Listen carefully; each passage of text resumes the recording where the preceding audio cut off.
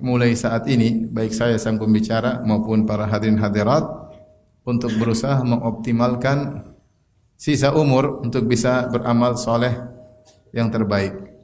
Karena begitu kita meninggalkan dunia ini, kita akan masuk dalam alam yang lain, alam barzah, kemudian alam akhirat, dan itu semua adalah darul jaza, yaitu negeri pembalasan. Negeri pembalasan. Sekarang darul amal. Ya, tapi setelah kita meninggal dunia, kita akan berpindah pada darul jaza, yaitu hari di mana dibalas semua orang atas amalan yang dia lakukan. Dan balasan tersebut sudah dimulai mukaddimahnya dalam alam barzakh. Kemudian sempurna pembalasan tersebut ketika hari kiamat kelak. Kita di dunia, kita bisa melihat bagaimana kondisi kita secara ekonomi. Kita bisa mengukur bahwasanya ekonomi kita lebih baik atau lebih buruk daripada si fulan.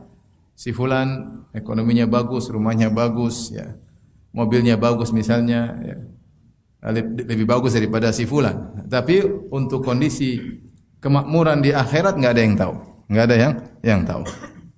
Sekarang kita bisa mengukur, tapi bagaimana nasib kita di akhirat nggak ada yang tahu.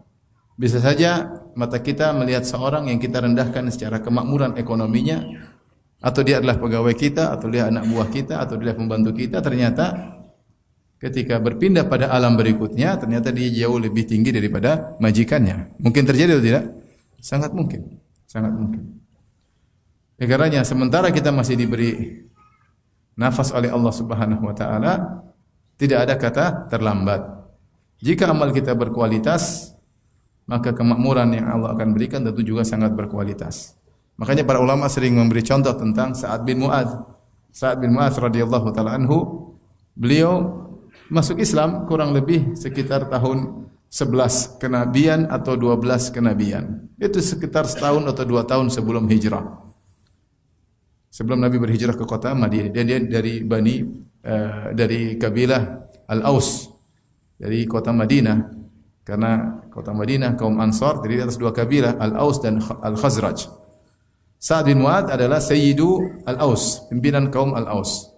Dia masuk Islam kira-kira setahun atau 2 tahun sebelum Nabi berhijrah. Kemudian dia meninggal pada tahun 5 Hijriah, yaitu umur Islamnya kira-kira 7 tahunan. Kira-kira 7 tahunan. Tapi ketika dia meninggal dunia, maka Rasulullah SAW berkata, "Ihtazza arsyur rahman li mauti Sa'ad." Arsy Allah bergetar